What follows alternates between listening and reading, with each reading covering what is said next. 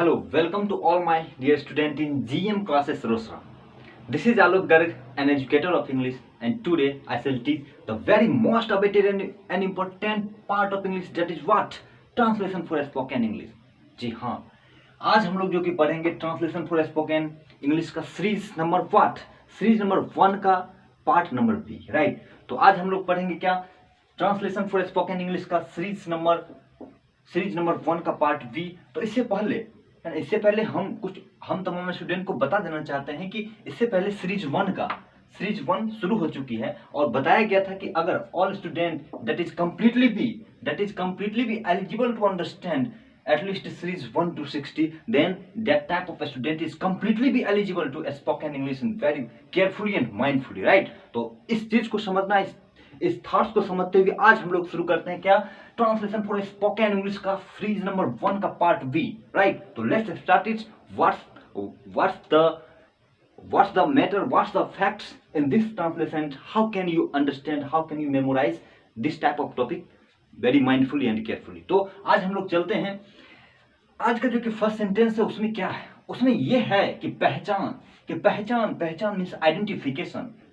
Means identification, identification means ये हुआ कि अगर जो है कि हिंदी का सेंटेंस आए तो उस हिंदी के सेंटेंस को कैसे समझेंगे कि ये इस तरह का सेंटेंस है और इसको इस तरह से इंग्लिश में ट्रांसलेट करना। जैसे जो भी हिंदी का सेंटेंस है जिसके अंत में ता ते ती तो रहेगा, ता ते ती, उसके साथ ही रहता है, ही रहती है, ही रहता हूं, ही रहते हैं, ही रहते हो, ये सब लगाओ, इटीसी हिंदी सेंटेंस के अंत में लगाओ, है ना। तो उस तरह के सेंटेंस को जो है कि हम लोग उस तरह के सेंटेंस को हम लोग जो कि इंग्लिश में ट्रांसलेट कुछ इस तरह से करते हैं, राइट। मैं जैसे कहने का क्या मतलब, ताते ती, ही रहता है, ही रहता हूं, ही रहते हैं, ही रहते हो, ये सब है। आखिर ये क्या है, व्हाट इज दिस, मीन्स ती रहता है, जैसे वो पढ़ती ही रहती है, तुम लोग खेलते ही रहते हो, वे लोग जाते ही रहते हैं, हम लोग गीत गाते ही रहते हैं, वे लोग मुस्कुराते ही रहते हैं, वे लोग मुंबई जाते ही रहते हैं, वे लोग लंदन जाते ही रहते हैं, वे लोग सेल्फी लेते ही रहते हैं। इस तरह का अगर सेंटेंस आए तो उसे हम किस तरह से बनाएंगे, राइट। तो आप देखते हैं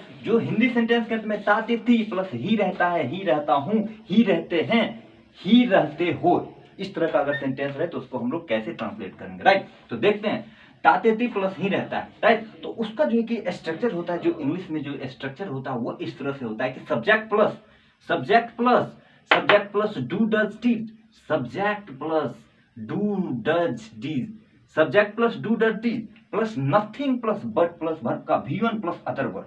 अब बात आती है कि ये सब्जेक्ट क्या है, ये सब्जेक्ट क्या होता है, और ये डू डज डिड क्या होता है। नथिंग बट का तो यूज होता है अगर जो सेंटेंस ताते ती प्लस ही रहता है, जैसे खाता ही रहता है, खाते ही रहते हैं, है ना। ती रहती है, जैसे पढ़ती ही रहती है, खेलती ही रहती है ना, खेलती ही रहती हूँ, इस तरह से जो कि बहुत तरह का सेंटेंस है। तो उसमें जो है कि नथिंग बट का तो यूजेज होता है, लेकिन उसके बाद अगर वर्ब आए तो वर्ब जो कि हमेशा वर्ब का V1 फॉर्म लेना है, उसके बाद अदर वर्ड आती है, राइट। तो वर्ब का V1 और उसके बाद अदर वर्ड आती है। इस तरह से जो स्ट्रक्चर होता है वो क्या होता है, देखो सब्जेक्ट, बात यहाँ पे सब्जेक्ट आती है तो सेंटेंस का जनरली जो स्टार्टिंग का पॉइंट होता है वो जनरली सब्जेक्ट होता है, लेकिन ऐसा नहीं कह सकते सब्जेक्ट मतलब वो हुआ जो एक्शन को करता है। मीन्स सब्जेक्ट क्या हो सकता है, सेंटेंस में सब्जेक्ट नाउन हो सकता है, सेंटेंस में सब्जेक्ट नाउन हो सकता है, सेंटेंस में सब्जेक्ट प्रोनाउन हो सकता है, सेंटेंस में सब्जेक्ट प्रोनाउन हो सकता है, सेंटेंस में सब्जेक्ट एडजेक्टिव भी हो सकता है, ये सब सेंटेंस में सब्जेक्ट हो सकता है। ये क्या हुआ, ये कहने का क्या मतलब, सब्जेक्ट क्या, जो कोई एक्शन करता है, मीन्स नाउन हो सकता है। मीन्स नाउन क्या, नाउन मीन्स जैसे कुछ भी, नाउन क्या, noun is the name of all person place animal और thing, means all naming words are called noun. तो नाउन मतलब है कि दुनिया में जो भी चीज देखते हो सब तो नाउन ही, जो भी चीज देखते हो जिसका भी जो नाम है वो सब कुछ नाउन है। जैसे बॉल पेन, गेंद, फुटबॉल, क्रिकेट, जो भी देखते हो ऑल आर नाउन, है ना। प्रोनाउंस क्या होता है, प्रोनाउन जनरली अगर पर्सनल प्रोनाउन का बात करेंगे तो 7 ही होता है, आई, वी, यू,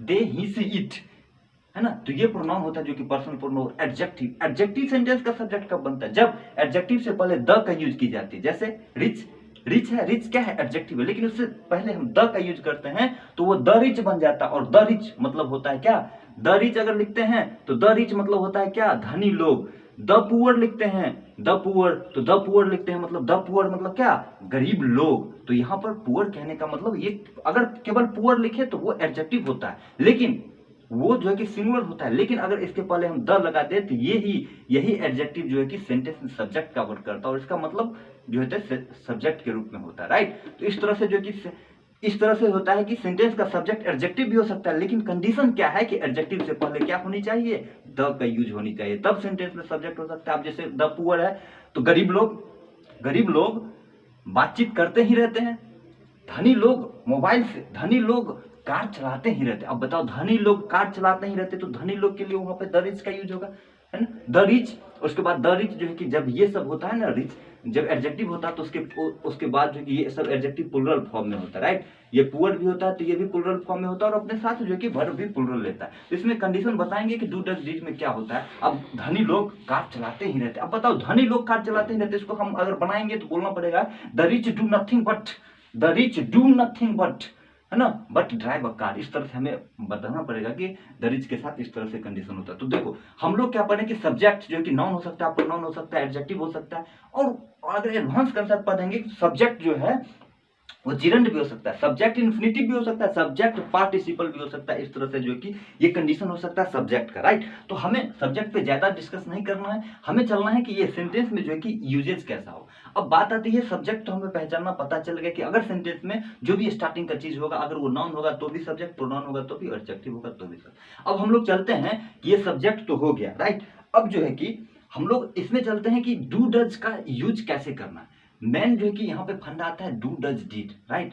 तो डू डज डिड का यूज कैसे करना है, राइट। तो देखो यहाँ पर जो है कि डू का यूज क्या होता है, डू जो है, डू होता है प्लुरल, राइट, और डज जो होता है वो सिंगुलर होता है ना। तो डू जो है अगर सेंटेंस में सब्जेक्ट क्या रहे, अगर सेंटेंस में सब्जेक्ट प्लुरल रहे तो हमेशा डू का यूज करेंगे, और अगर सेंटेंस में सब्जेक्ट सिंगुलर रहे तो हमेशा जो है कि क्या करेंगे, हमेशा डज का यूज करेंगे। और डिड तो पास्ट टेंस में है, इसमें जो कि सभी प्रकार के सब्जेक्ट में जो कि डिड एप्लीकेबल है, राइट। तो हम लोग डू पे चलते हैं। अगर डू सेंटेंस में सब्जेक्ट अगर प्लुरल हो तो डू का यूज करेंगे, मींस क्या, इसमें जो है कि डू जनरली सब्जेक्ट जो है वो क्या होगा, जनरली सब्जेक्ट क्या होगा, प्लुरल सब्जेक्ट होगा। जनरली सब्जेक्ट क्या होगा, प्लुरल सब्जेक्ट, है ना, प्लुरल सब्जेक्ट। अब प्लुरल सब्जेक्ट में क्या सब आता है, प्लुरल सब्जेक्ट रहेगा तो डू का यूज करेंगे। इसमें क्या सब आता है, इसमें आई आता है, वी आता है, आई वी, यू आता है, वाई यू, दे आता है, T H U Y, they, I we you they, है ना। उसके बाद जो है कि दो पर्सन का नेम, जैसे सोनू एंड मोनू, सोनू एंड मोनू। अब सोनू एंड मोनू हम लिखें तो सोनू एंड मोनू क्या है, दो पर्सन का नाम है। इस कंडीशन में ये जो कि सिंगुलर सब्जेक्ट होगा, राइट। तो I we you they, Sonu and Moni. अगर मोनू अगर हम लिखते हैं बॉयज, बॉयज लिखते हैं, बॉय अगर लिखेंगे तो वो सिंगुलर होगा, लेकिन बॉयज लिखते हैं तो ये प्लुरल होता है, राइट। तो इस तरह का अगर सब्जेक्ट रहेगा तो उसके साथ डू का यूज करेंगे। और डज का यूज सिंगुलर सब्जेक्ट के साथ करेंगे, डज का यूज जो है कि सिंगुलर सब्जेक्ट के साथ करेंगे। अब ये बात आती है कि सिंगुलर सब्जेक्ट क्या होता है, सब्जेक्ट होता है जो सिंगुलर हो, जो सिंगल हो, अकेला हो, उसको जो कि सिंगुलर सब्जेक्ट का। अकेला हो तो इसमें क्या सब आता है, अगर प्रोनाउन का बात करें तो प्रोनाउन में क्या सब आता है, जो सिंगुलर सब्जेक्ट को रिप्रेजेंट करता है तो उसमें आता है ही मतलब वह, पुल्लिंग, वह होता है, वह मतलब पुरुष के लिए। और सी, ये सी होता है। अब सी जो है ये भी क्या होता है, सिंगुलर सब्जेक्ट होता है, ही सी होता है, इट होता है, इट। अब इट के साथ भी हम लोग डज का यूज करते हैं। अगर डू डज का जहां बात हो तो वहां पे हम लोग क्या करते हैं, इट के साथ भी डज का यूज करते हैं। ही सी इट, कोई एक नाम हो, जैसे हम लोग रमेश लिखते हैं, रमेश एक व्यक्ति का नाम, उस कंडीशन में डज का यूज करेंगे, ये सिंगुलर सब्जेक्ट में कंसीडर की जाएगी। अगर हम लिखते हैं बॉय लिखते हैं तो बॉय मतलब एक लड़का, लेकिन बॉयज लिखते हैं तो अनेक लड़का, एक से अधिक लड़का, तो उस कंडीशन में बॉयज प्लुरल होगा, लेकिन केवल बॉय लिखते हैं तो बॉय जो कि सिंगुलर होगा। इस तरह से हम लोग हॉर्स लिखते हैं, हॉर्स लिखते हैं तो हॉर्स मतलब एक हॉर्स का नाम, एक एनिमल को रिप्रेजेंट कर रहा हॉर्स, तो उस कंडीशन में हॉर्स जो कि सिंगुलर होगा। इस तरह से हम लोग ये ध्यान रखना है कि अगर प्लुरल सब्जेक्ट रहेगा तो उसके साथ डू का यूज करना, और अगर सिंगुलर सब्जेक्ट रहेगा तो उसके साथ डज का यूज करना। कंसेप्ट इसी को कहते हैं, यहीं पे कंसेप्ट है। और ये क्या होता है, जब सेंटेंस में डू डज का यूज करते हैं तो वो सेंटेंस जो है कि प्रेजेंट सेंस को शो करता है, वो प्रेजेंट सेंस को शो करता है। मतलब प्रेजेंट सेंस कहने का ये मतलब हुआ कि जो प्रेजेंट में चल रहा है, जो वर्क चल रहा है, उसको जो कि प्रेजेंट सेंस में शो।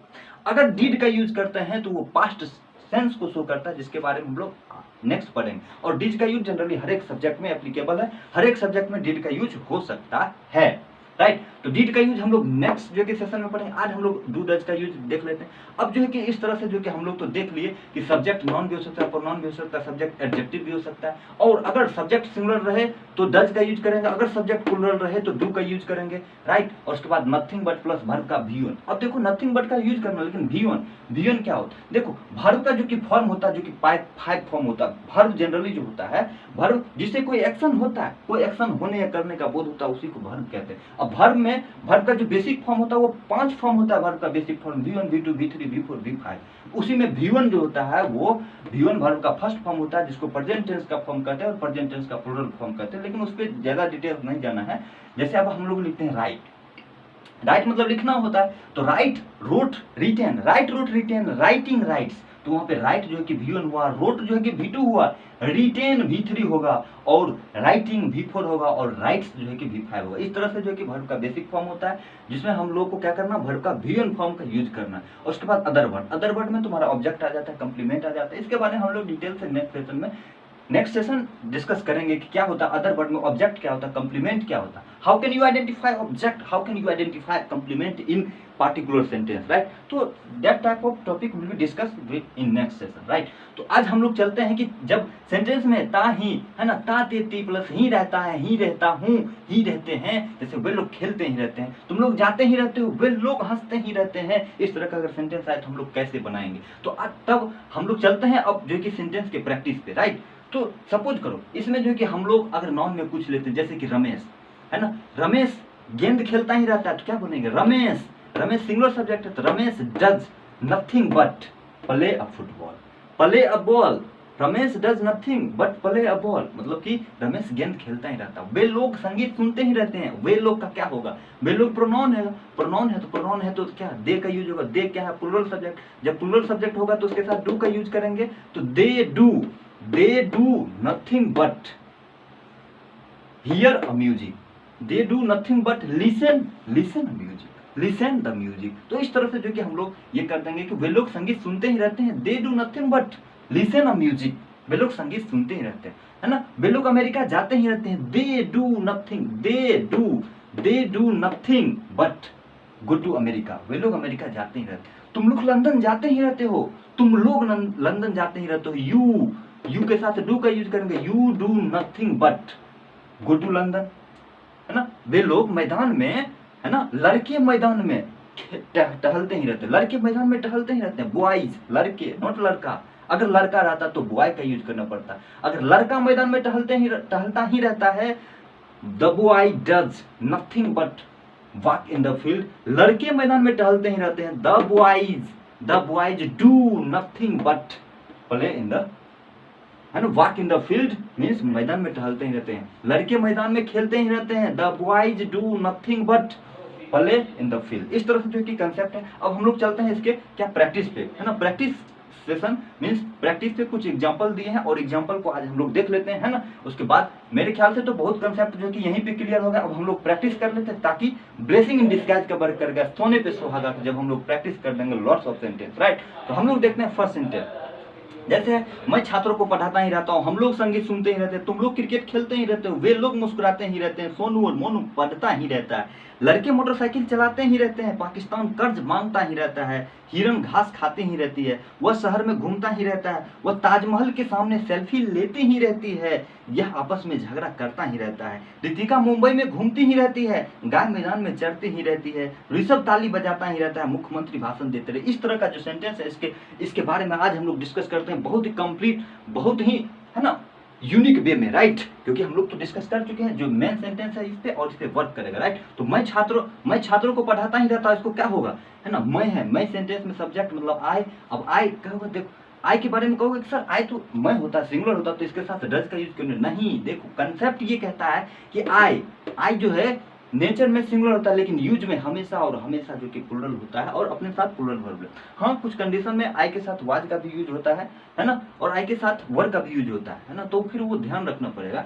लेकिन जनरली जो है कि आई अपने साथ जो है कि क्या लेता है, आई अपने साथ हमेशा और हमेशा क्या लेता है, प्लूरल सब्जेक्ट लेता है, कुछ कंडीशन को छोड़ के, right.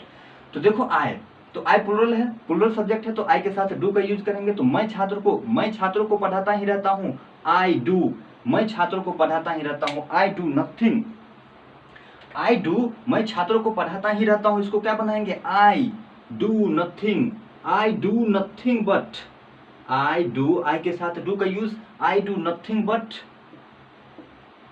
Teach, I do nothing but teach the students, I do nothing but teach, I do nothing but teach the students, मैं छात्रों को पढ़ाता ही रहता हूँ, I do nothing but teach students, I do nothing but teach, भर का we form का यूज करना है, उसके बाद सेंटेंस बन गया, मैं छात्रों को पढ़ाता ही रहता हूँ, I do nothing but teach the students, हम लोग संगीत सुनते ही रहते हैं, we do nothing but, we के साथ डू का यूज करेंगे, we do nothing but, we do nothing but, हम लोग संगीत सुनते ही रहते हैं, we do nothing but listen the music, we do nothing but listen the music, हम लोग संगीत सुनते ही रहते हैं, we do nothing but listen the music, तुम लोग क्रिकेट खेलते ही रहते हो, you do nothing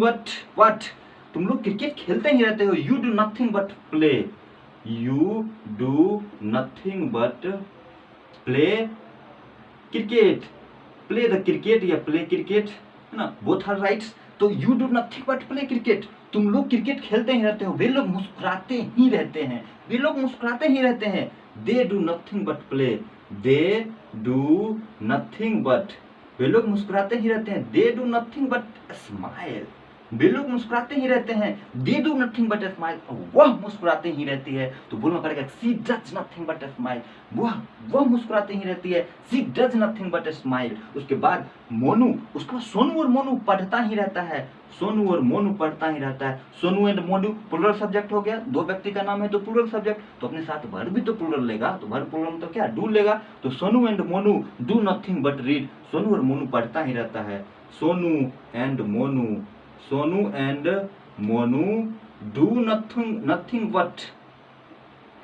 do nothing but teach, nothing but read, Sonu और मोनू पढ़ता ही रहता है, Sonu and Monu do nothing but read, लड़के मोटरसाइकिल चलाते ही रहते हैं, लड़के मोटरसाइकिल चलाते ही रहते हैं, द बॉयज, लड़के मोटरसाइकिल चलाते ही रहते हैं, द बॉयज डू नथिंग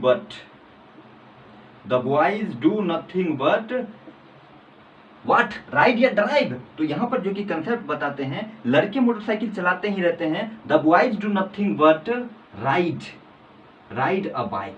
अब बताइए यहाँ पर जो कि कुछ स्टूडेंट बोल सकता है कि सर यहाँ राइड का यूज हुआ, कि यहाँ ड्राइव का यूज क्यों नहीं हुआ, तो देखो ये कंसेप्ट वर्क करता है, वो वर्क ये करता है कि अगर जो कि टू व्हीलर्स जो कि वैन हो, कार हो, है ना, अगर टू व्हीलर्स का गाड़ी हो तो वहाँ पे राइड का यूज करते हैं, लेकिन अगर मोर देन टू व्हीलर्स हो, अगर दो चक्का से ज्यादा का गाड़ी हो तो वहाँ पे गाड़ी चलाने के सेंस में ड्राइव का यूज करते हैं, नॉट राइड, राइट। तो साइकिल या मोटरसाइकिल में टू व्हीलर्स होता है, दो चक्का होता है, इसलिए जो कि वहाँ पे राइड का यूज करेंगे, लेकिन अगर यहीं में कार रहता, यहीं में जो कि ट्रैक्टर रहता, यहीं में ट्रक रहता, यहीं में बस रहता, तो वहां पे जो कि ड्राइव और बस का यूज करते, तो वहां पे ड्राइव और बाइक का यूज करेंगे तो ज्यादा फेवरेबल नहीं रहेगा, राइट। तो the boy do nothing but ride a bike, ride का क्यों यूज हुआ, क्योंकि बाइक का जो कि दो ही चक्का होता है, इसलिए जो कि राइड का यूज हुआ, राइट। तो ये कंसेप्ट वर्क करता है। अब देखो नेक्स्ट सेंटेंस आए, क्या पाकिस्तान कर्ज मांगता ही रहता है, देखो यहाँ पे पाकिस्तान कर्ज मांगता ही रहता है, तो देखो यहाँ पर जो पाकिस्तान हुआ ये केवल पार्टिकुलर पाकिस्तान के बारे में नहीं बोल रहा है, इसका जो कि बनाएंगे क्या, इसका बनाएंगे Pakistan do nothing but ask for a loan, है ना, ask for a loan, Pakistan, है ना, इसके पहले द का यूज करो, the Pakistan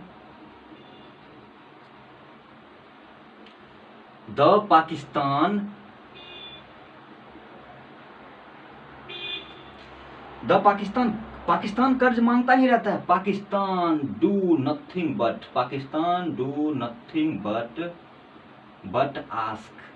ask for a loan, अब देखो यहाँ पर जो कि कुछ स्टूडेंट क्वेश्चन कर सकता है कि सर पाकिस्तान तो एक कंट्री का नाम है, एक कंट्री का नाम है, तो वहाँ पे डच का क्यों नहीं यूज हुआ? क्योंकि डच तो सिंगुलर सब्जेक्ट है, पाकिस्तान एक कंट्री का नाम है, तो एक कंट्री का नाम है तो सब्जेक्ट सिंगुलर होनी चाहिए, मतलब वर्ब सिंगुलर होनी चाहिए, क्योंकि सब्जेक्ट सिंगुलर। नहीं जी, ऐसा नहीं है। यहाँ पर पाकिस्तान कर्ज मांगता ही रहता है, केवल पार्टिकुलर एक पाकिस्तान नहीं है, पाकिस्तान कर्ज मांगता ही रहता है। मतलब हुआ कि पाकिस्तान जो कि गरीब है, और ये केवल पाकिस्तान, केवल एक पाकिस्तान के बारे में नहीं बता रहा है, यहाँ पे पाकिस्तान के संपूर्ण जनता के बारे में बता रहा है, संपूर्ण पब्लिक के बारे में बता रहा है कि पाकिस्तान, केवल एक पाकिस्तान कर्ज नहीं मांगता, संपूर्ण जनता, पाकिस्तान के जितना भी लोग है वो सब लोग का ज्यादातर हैबिट है क्या है, वो कर्ज मांगता ही रहता है। तो उस कंडीशन में पाकिस्तान जो है क्या होगा, ये सिंगुलर नहीं होगा, उसको प्लुरल में कंसीडर की जाएगी। जैसे भारत मैच जीतते ही रहते हैं, भारत मैच जीतते ही रहते हैं, तो केवल इंडिया, केवल एक इंडिया नहीं है जो कि मैच जीतता ही रहेगा, वो इंडिया जो है कि संपूर्ण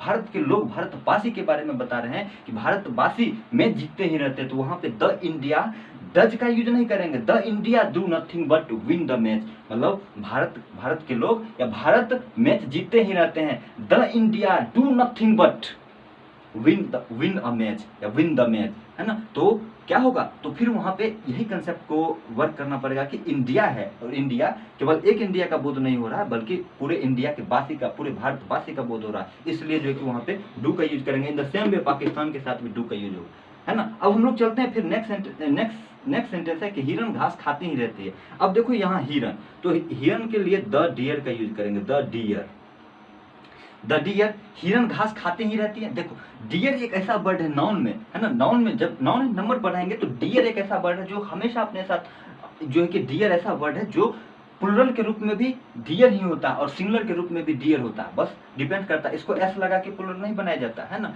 तो देखो यहाँ पर जो है कि हम लोग डियर को प्लुरल कंसीडर करते हैं, इसके साथ जो कि डू का यूज करते हैं। तो हिरन घास खाती ही रहती हैं, इसका मतलब एक से अधिक हिरन की बात हो रही है। तो the deer do nothing but, the deer do nothing but eat the grass, eat the grass means क्या हुआ कि हिरन, eat the grass मतलब हुआ कि हिरन घास खाती ही रहती है, वह शहर में घूमता ही रहता है, वह शहर में घूमता ही रहता है means he does।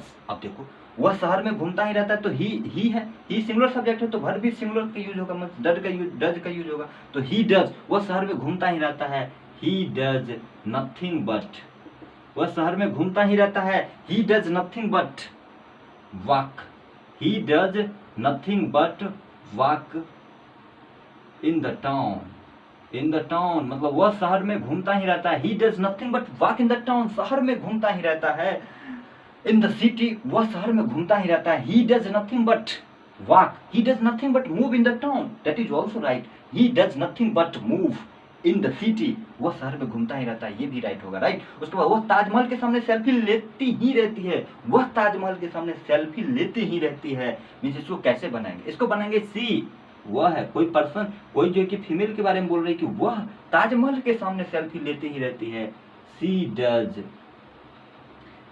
Does nothing but take a selfie, she does nothing but take a selfie, take a selfie, she does nothing but take a selfie in front of the Taj Mahal, in front of the Taj Mahal, in front of the Taj Mahal, right, in front of the Taj Mahal। इस तरह से जो कि हम लोग बनाएंगे कि वह ताजमहल के सामने सेल्फी लेती ही रहती है, she does nothing but take a selfie in front of the Taj Mahal। उसके बाद हम लोग नेक्स्ट सेंटेंस देखते हैं कि यह आपस में झगड़ा करता ही रहता है। लेट्स डिलीट देम बिकॉज ये जो कि इसमें जो कि स्पेस कुछ कम लेगा, इसलिए हम लोग ऊपर कुछ डिलीट कर देते हैं, राइट। उसके बाद जो कि हम लोग फिर इसका नेक्स्ट सेंटेंस बनाते हैं, राइट। तो जो कि हम लोग इसको कुछ डिलीट करते हैं ताकि जो कि बेहतर ढंग से बना पाए, राइट। तो इसमें है कि कौन सा सेंटेंस है, 11 नंबर, यह आपस में झगड़ा करता ही रहता है, यह आपस में झगड़ा करता ही रहता है। 11 नंबर को हम लोग यहाँ बनाते हैं, यह आपस में झगड़ा करता ही रहता है, यह का यहाँ पर दिस का यूज होगा, राइट, या इट का भी यूज कर सकते हैं, इट, है ना, यह आपस में झगड़ा करता ही रहता है, दिस का यूज करो या फिर इट का भी यूज कर सकते हो, राइट। इट अब इट जो है कि सिंगुलर सब्जेक्ट है, इसके साथ डज का यूज होगा, इट डज नथिंग बट यह आपस में झगड़ा करता ही रहता है। It does nothing but fight, it does nothing but fight each other, है ना। अब देखो यह आपस में झगड़ा करता ही रहता है, ईच अदर का यूज होगा। अब ये है ईच अदर, एक होता है वन अनदर। तो ध्यान रखना है कि वन अनदर जो है, वन अनदर जो होता है ना, वन अनदर, तो वन अनदर होता है मोर देन टू। अगर दो से अधिक व्यक्ति का बोध हो तो वहां पे वन अनदर का यूज करेंगे। लेकिन अगर दो ही व्यक्ति का बोध हो या दो से कम व्यक्ति का बोध हो, मीन्स दो व्यक्ति का बोध हो तो वहां ईच अदर का यूज करते हैं। लेकिन दो से अधिक व्यक्ति का बोध हो, दो से अधिक पर्सन का बोध हो तो फिर वहां पे जो है कि वन अनदर का यूज करते हैं, राइट। तो यह क्या है, यह जो है कि झगड़ा, यह आपस में झगड़ा करता ही रहता है। तो it does nothing but fight each other, right. उसके बाद जो कि फाइट की जगह पे हम लोग क्वेरल का भी यूज कर सकते हैं। देखो वर्ब का भी है ना, इस तरह से कंडीशन को ध्यान रखना। 12 नंबर सेंटेंस से रितिका मुंबई में घूमती ही रहती है। 12 नंबर सेंटेंस से रितिका मुंबई में घूमती ही रहती है। Ritika does nothing but, Ritika Mumbai में घूमती ही रहती है। Ritika does nothing but walk, Ritika does nothing but walk in Mumbai. Ritika Mumbai में घूमती ही रहती है। Ritika does nothing but walk in Mumbai, Ritika Mumbai में घूमती ही रहती है। Ritika does nothing but walk in the Mumbai, है ना। Ritika does nothing but travel in the Mumbai. Ritika was nothing but move in the Mumbai. Means what ever मतलब जो भी तुम्हारे मन में आए सब सेंटेंस को बोल सकते हो, राइट। बस अप्रोच सही होनी चाहिए। अप्रोच डू डज के बाद नथिंग का, उसके बाद बट का यूज करना चाहिए। डिड का यूज था थे थी का सेंस में हो जाता है, उसके बारे में बताएंगे नेक्स्ट सेशन में, राइट। तो Ritika does nothing but walk in Mumbai, in the Mumbai. Ritika जो है कि मुंबई में घूमती ही रहती है। उसके बाद गाय मैदान में चरती ही रहती है, गाय मैदान में चरती ही रहती है। गाय है मीन सिंगुलर सब्जेक्ट का यूज हुआ, द काउ, गाय मैदान में चरती ही रहती है। The cow does nothing but, the cow does nothing but graze in the field, nothing but graze in the field means गाय मैदान में चरती ही रहती है। The cow does nothing but graze in the field. Rishabh ताली बजाता ही रहता है। ऋषभ ताली बजाता ही रहता है। Rishabh right. Rishabh does nothing but, Rishabh एक पर्सन का नाम है इसलिए डज का यूज होगा। तो क्या हो जाएगा, ऋषभ ताली बजाता ही रहता है। Rishabh does nothing but clap, Rishabh does nothing but clap, Rishabh does nothing but clap. Rishabh ताली बजाता ही रहता है। Rishabh does nothing but clap, clap मतलब ताली बजाना होता है, राइट। उसके बाद फिर नेक्स्ट सेंटेंस है जो कि last sentence. And last sentence क्या है कि मुख्यमंत्री भाषण देते ही रहते हैं, मुख्यमंत्री भाषण देते ही रहते हैं। The CM, the chief minister. अब बताइए चीफ मिनिस्टर तो एक पर्सन होता है इसलिए ये सिंगुलर सब्जेक्ट हुआ। अब सिंगुलर सब्जेक्ट हुआ तो वर्ब भी सिंगुलर का यूज होगा ना। डू या डज में से किसका यूज होगा, डज का यूज होगा। The chief minister does nothing but, मुख्यमंत्री भाषण देते ही रहते हैं। The chief minister does nothing but deliver a speech, deliver a speech मतलब मुख्यमंत्री भाषण देते ही रहते हैं। Does nothing but deliver, DELIVER, deliver a speech, है ना। डिलीवर अ स्पीच, मुख्यमंत्री भाषण देते ही रहते हैं। इस तरह से जो कि हम लोग का ये सेशन था जो कि 15 सेंटेंस का जो कि सेशन था। और प्रैक्टिस भी कर लें, साथ साथ हम लोग कंसेप्ट के बारे में भी डिस्कस करें। और इससे भी और अधिक से अधिक, है ना, और अधिक से अधिक स्टूडेंट को खुद से प्रैक्टिस करना चाहिए। क्योंकि अगर खुद से प्रैक्टिस नहीं करो, बस स्ट्रक्चर सेम है, उसके बाद जो कि सब्जेक्ट को चेंज करते रहो। सब्जेक्ट जो कि ठीक है, उसके बाद वर्ब को चेंज करते रहो, अदर वर्ड को चेंज करते रहो और अपने से बनाओ। एटलीस्ट 20-30 सेंटेंस जो कि SW में बना के लाना, होमवर्क में तुम लोग को बना के रखना। उसके बाद जो कि तुम लोग का लैंग्वेज पे अच्छा पकड़ बनेगा और अपने आप को इंप्रूव कर पाओगे in the field of English, right. तो that's all for today and see you again the next session. And at the last I will say all students, I will request that please do like, share and subscribe this channel so that you never miss an update. Okay, so see you again tomorrow. That's all for today. Bye bye. See you. Bye bye.